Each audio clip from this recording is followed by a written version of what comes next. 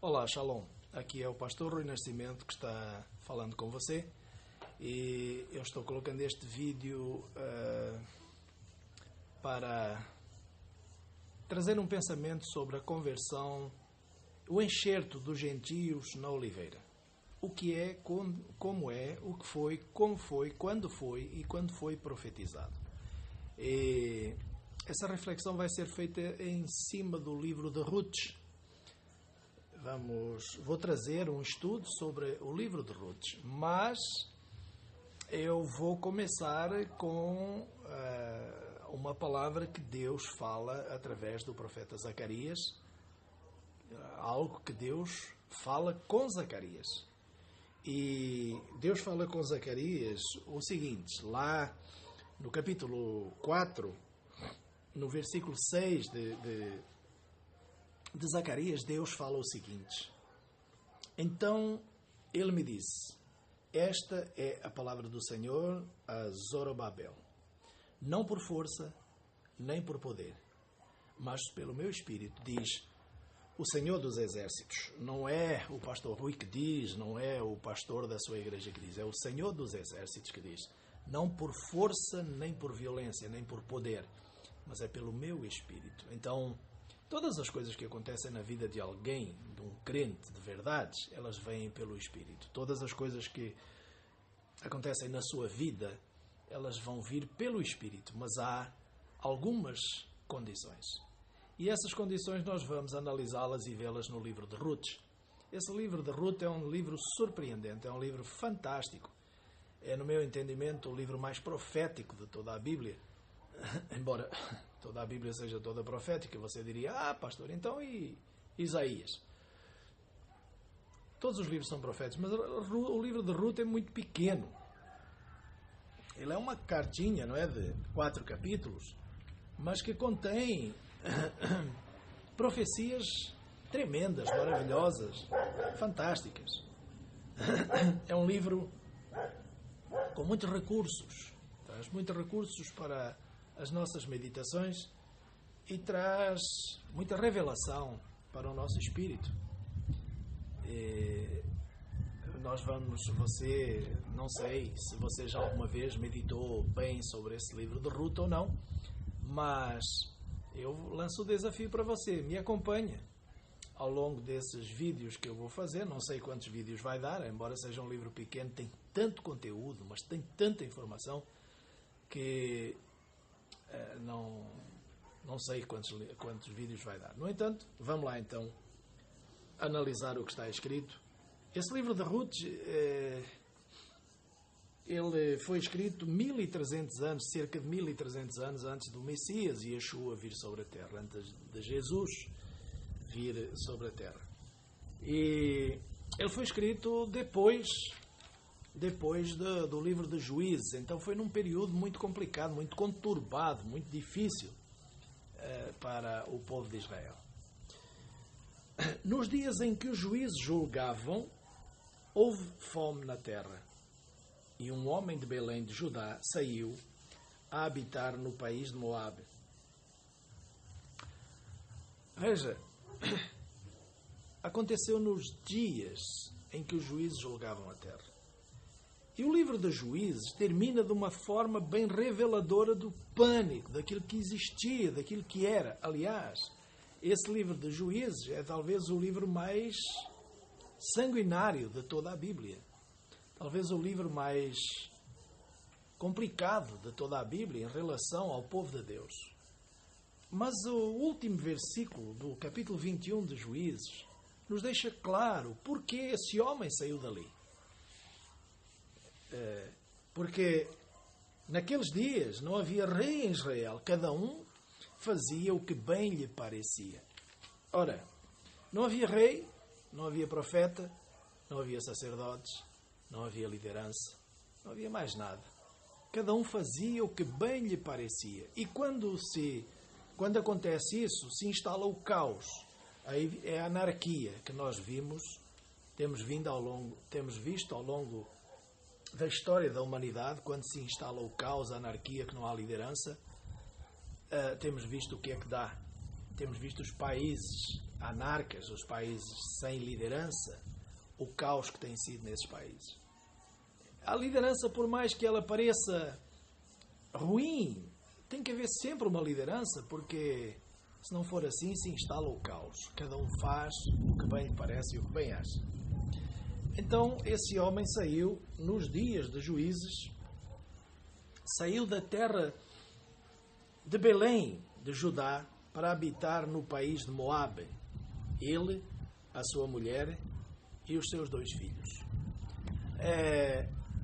Aqui eu já vou parar para fazer uma primeira análise a esse versículo.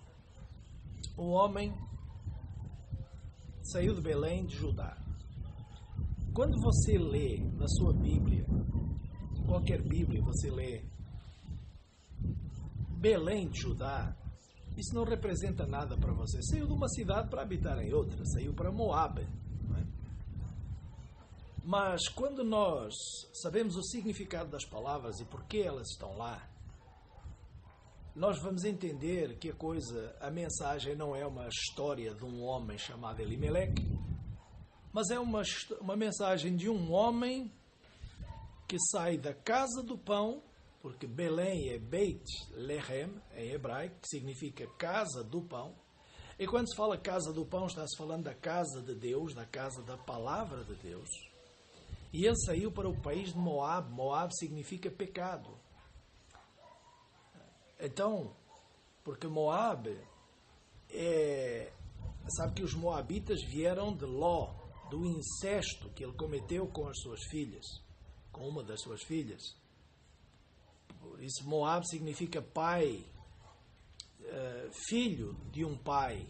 Filho de um pai. Então, era o filho do pai daquela que o teve. Filho do pecado. Moab é pecado. Beit Lehem é casa do pão. Então esse homem decidiu sair, porque tinha fome, decidiu sair da casa do pão para ir para o país do pecado. Tem muita gente assim. Tem muita gente fazendo isso. Tem muita gente nesse mundo que prefere andar em Moab. E quando tem fome, mais tarde ou mais cedo vai ter que ir à casa do pão. Porque você pode procurar até numa lata de lixo e encontrar um pão. Se procurar muito, talvez encontre lá um pão mofado. Mas pão de verdade você só vai encontrar na casa do pão. Ainda que na casa do pão não esteja tendo pão, ele vai chegar. Então, como os juízes, no dia dos juízes, cada um fazia o que lhe parecia melhor, não havia ninguém, você lembra, tem aquela passagem do rapaz que é chamado para ser o sacerdote deles, porque tinha uma estola sacerdotal. Então, estavam por completo perdidos. Depois que o povo entrou nas terras e que contrariou tudo o que Josué tinha ordenado que eles fizessem, que Moisés tinha ordenado que eles fizessem, começou o caos, começou a rebeldia a acentuar-se cada vez mais. E então esse povo vivia sem pão. Não havia pão. Simplesmente não havia pão. Estava lá em Beit Lehem, estava na casa do pão, mas não havia pão. Então ele decidiu partir com a esposa e os filhos e foram à procura de outro lugar, mas foram para o lugar errado, foram para o lugar pior, foram para Moabe. Não há nenhum lugar, quando tem fome, não há nenhum lugar melhor do que a casa do pão, mesmo que não esteja tendo pão. Porque se é tempo de fome, a fome vai chegar em todo lugar. E em Moab ninguém encontra comida. Chamava-se esse homem Elimeleque e a sua mulher Noemi.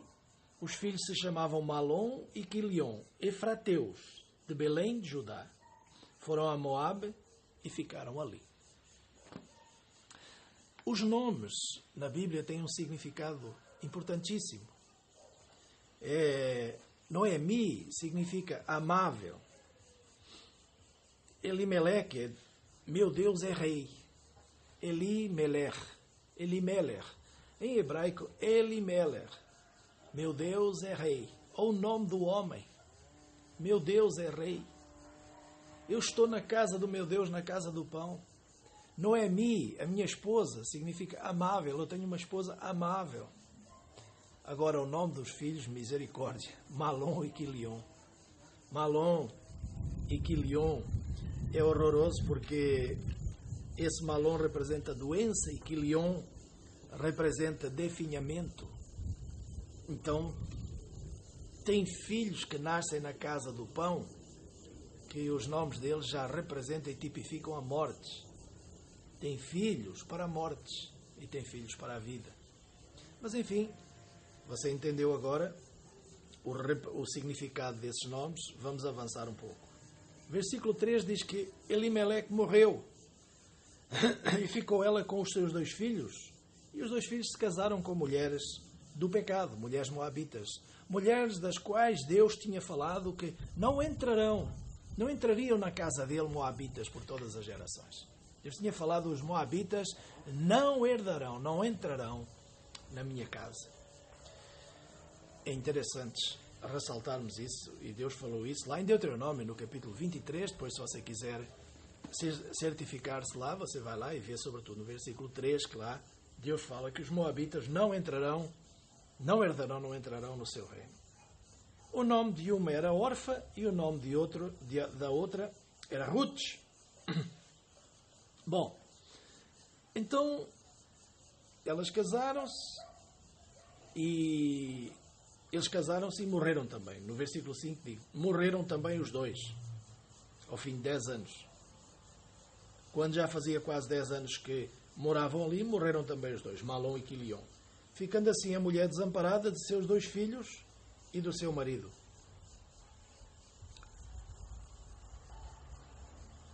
Aí ela se levantou com as suas noras para voltar do país de Moabe, porque nessa terra ouviu que o Senhor tinha ajudado o seu povo, dando-lhe alimento.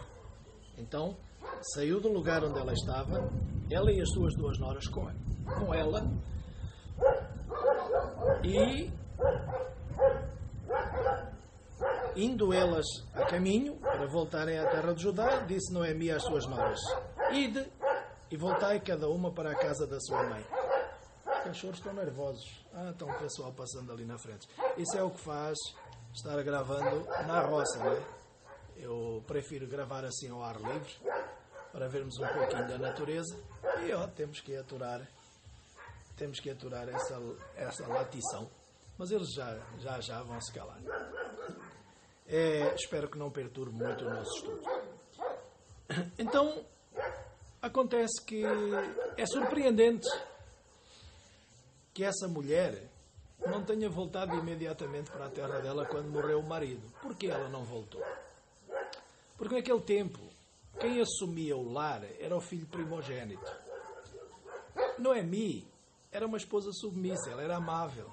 O marido decidiu, vamos para lá, ela foi, seguiu. Não era como hoje, que a esposa, não, ali não. Isso eu não quero, ali eu não vou. Nem que a gente divorcie. Podemos até separar, mas para lá você não me leva. E por aí vai, né? A gente sabe como é que é as modernices. Não existem mais mulheres desse jeito, muito poucas. Existem, muito poucas. Mas existem muito poucas mesmo. E essa mulher também tem cavalo na região.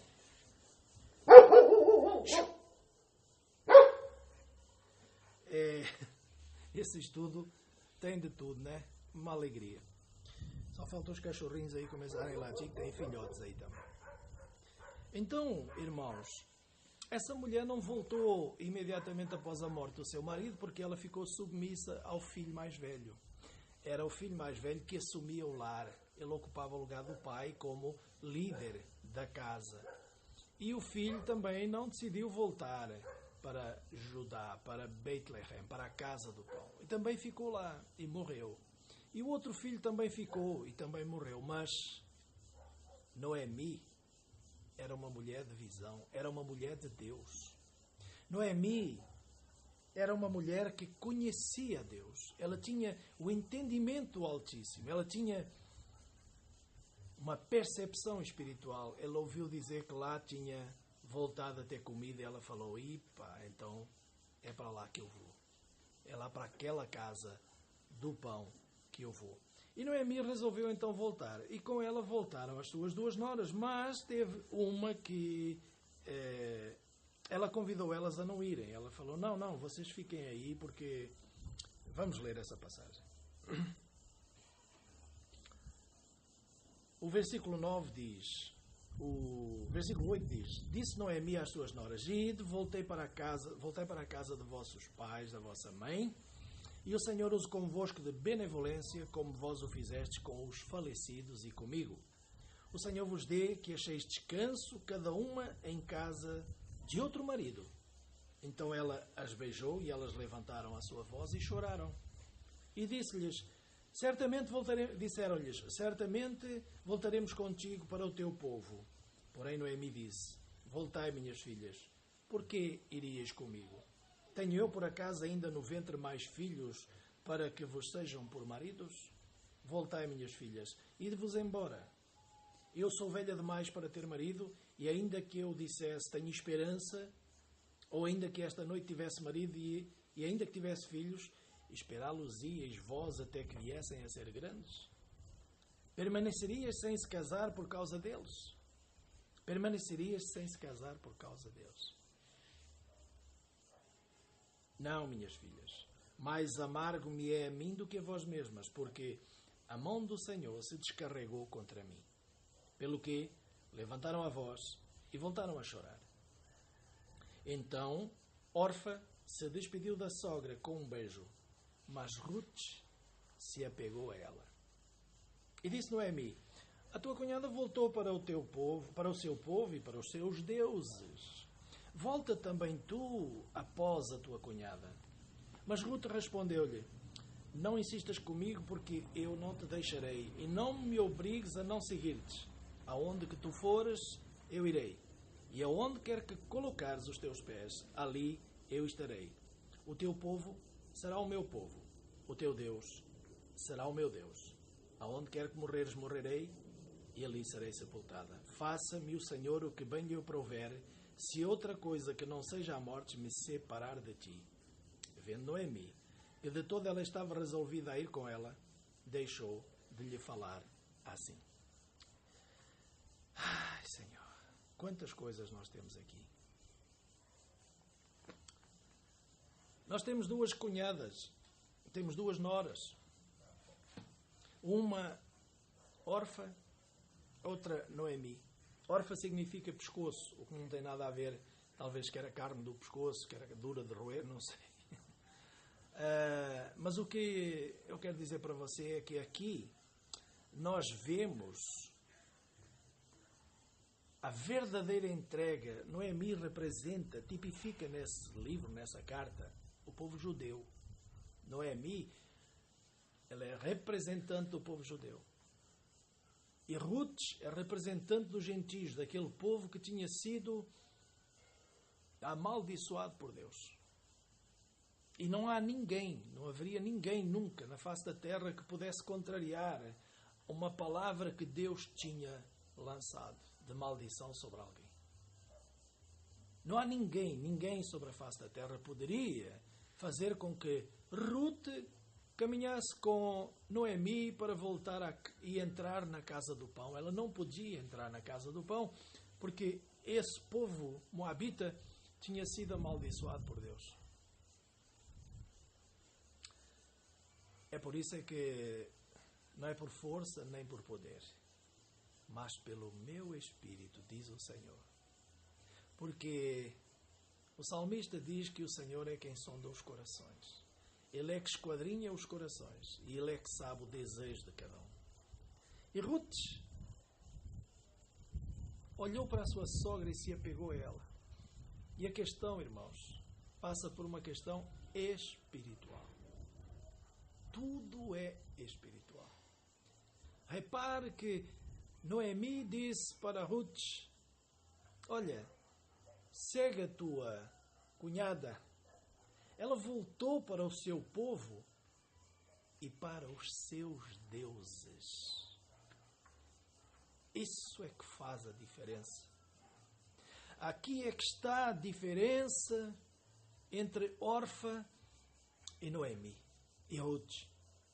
A Ruth falou para Noemi: olha, não insistas comigo, porque a questão é a seguinte: para onde tu fores eu irei. O teu povo será o meu povo e o teu Deus será o meu Deus. Irmãos, aqui está a revelação para os gentios. Aqui está o enxerto na oliveira.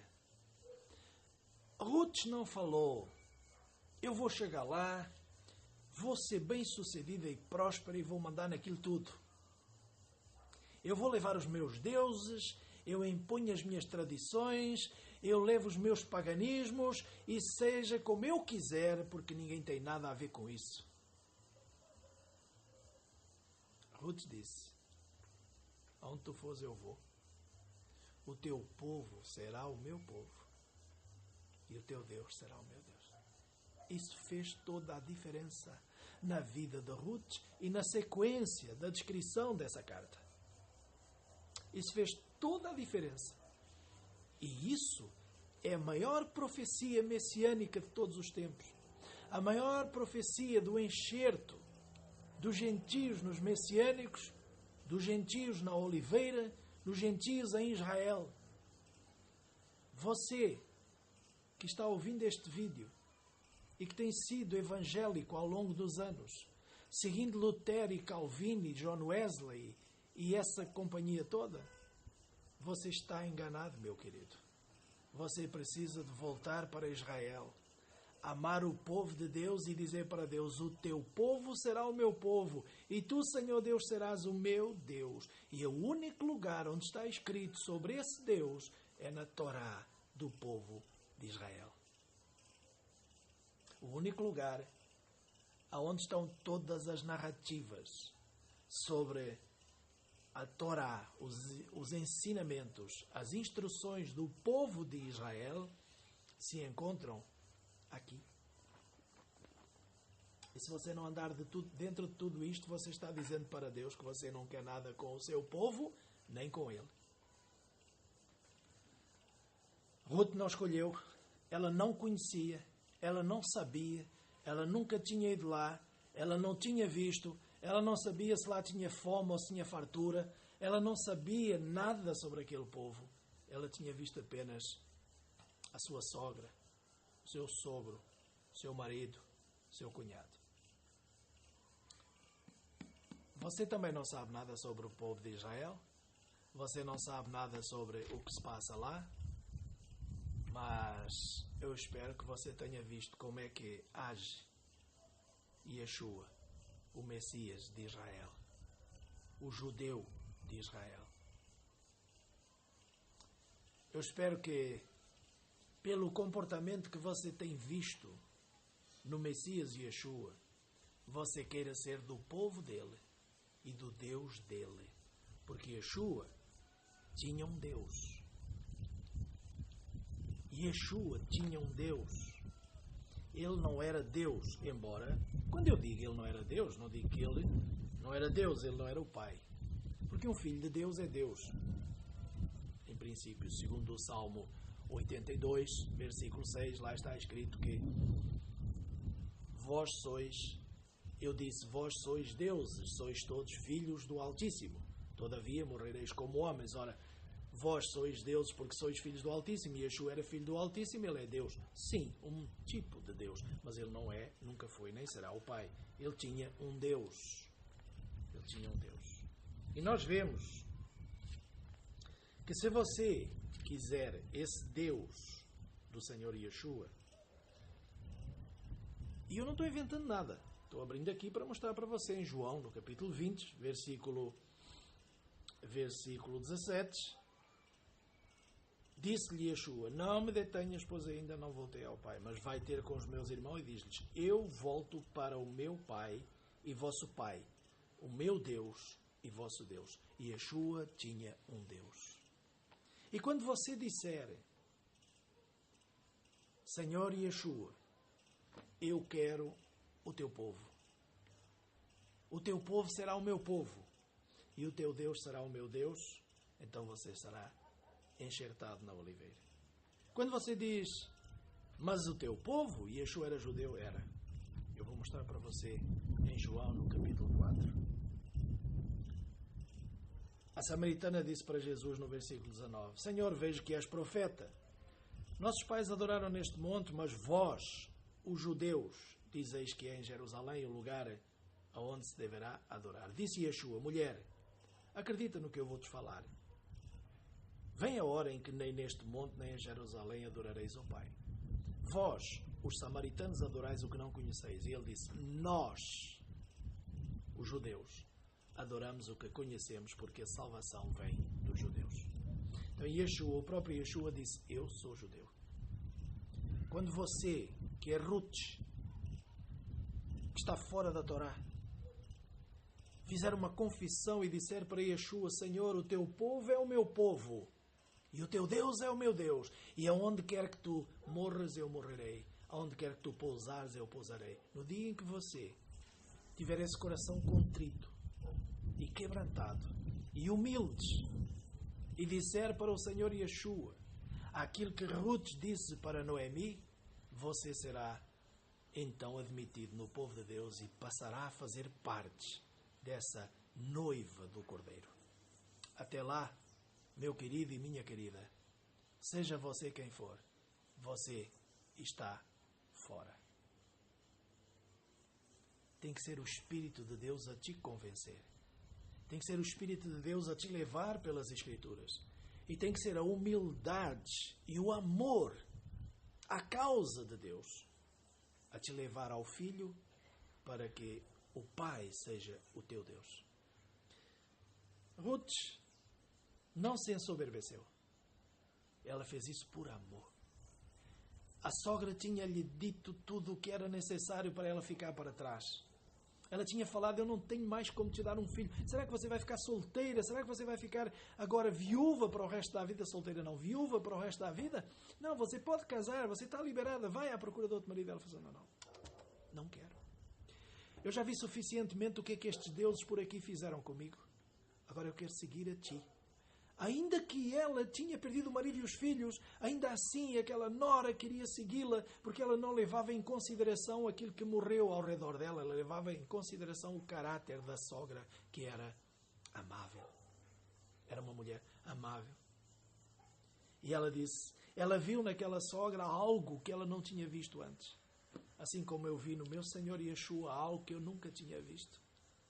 Eu vi no meu Senhor um amor como eu nunca tinha visto. Eu vi uma entrega como eu nunca tinha visto. E por isso, Ele me convenceu pelo Espírito a andar com o seu povo e que o seu Pai seja o meu Deus. Esta é a primeira reflexão, primeira parte e primeiro vídeo de Ruth. Vamos parar por aqui no versículo 18. Não, vou terminar o capítulo 1 para ficar mais redondinho. Porque aqui não tem uma reflexão muito profunda do versículo 19 até ao 22. Assim as duas mulheres foram-se até que chegaram em Beit-Lehem. Entrando elas em Beit-Lehem, toda a cidade se comoveu por causa delas, e as mulheres perguntavam: não é esta Noemi? Chamai-me, respondeu-lhe ela: não me chameis mais Noemi, chamai-me Mara, porque grande amargura me tem dado o Todo-Poderoso. Cheia parti daqui, mas voltei vazia, e o Senhor me fez voltar vazia, porque me chamais então Noemi. O Senhor testificou contra mim, o Todo-Poderoso me afligiu tanto. E assim voltou Noemi da terra de Moabe, e com ela Ruth, sua nora, e a Moabita, e chegaram a Beit-Lehem no princípio da cega, da cevada, da colheita da cevada. Queridos, aqui tem um pensamento também. Eu quero ver se vou conseguir desdobrar tudo isso enquanto tenho tempo nesse vídeo. Quando ela chegou, ela disse que ela não é mais Noemi, ela era Mara. Mara significa amarga. Eu saí daqui Mara, mas eu voltei amarga. Por que eu voltei amarga? Porque as nações onde eu andei me amarguraram. Lá no pecado ninguém consegue ficar amável. Todos se tornam amargos. Quando vai a Moabe, você encontra amargura. E o que é que isso representa e tipifica? Representa e tipifica Israel. 2000 anos amargurado ao redor das nações, as ovelhas perdidas da casa de Israel, dispersas, fora de Beit-Lehem, fora da casa do pão, fora de Israel, fora de Jerusalém, dispersas pelo mundo. amargurando, se amargurando. Eles saíram de uma forma, eles vão voltar de outra. Eles vão voltar amargurados, porque eles em Moab não encontram pão. E agora, quando eles voltarem, eles vão voltar com os gentios, de braço dado, irmãos. Isso me faz, isso me comove, isso mexe com o meu interior. Quando eles voltarem, está chegando o momento de eles voltarem para a sua terra, porque já estão voltando há 70 anos. Há 70 anos que Deus devolveu a terra deles para eles. E agora estamos chegando, neste exato momento, faz 1990 anos que o Senhor Yeshua subiu naquele madeiro para morrer pelos gentios e pelos judeus. E dentro de 10 anos, creio eu, em torno de 10 anos, o Senhor voltará. E os judeus, então, voltarão amargurados para a sua terra, mas de braço dado com os gentios que se converteram, como já estão muitos em Jerusalém. Ontem eu recebi um e-mail de Israel, de um amigo meu, de um irmão que tem uma congregação em Tel Aviv, um judeu, e que me falou que algo aconteceu incrível em Jerusalém ontem.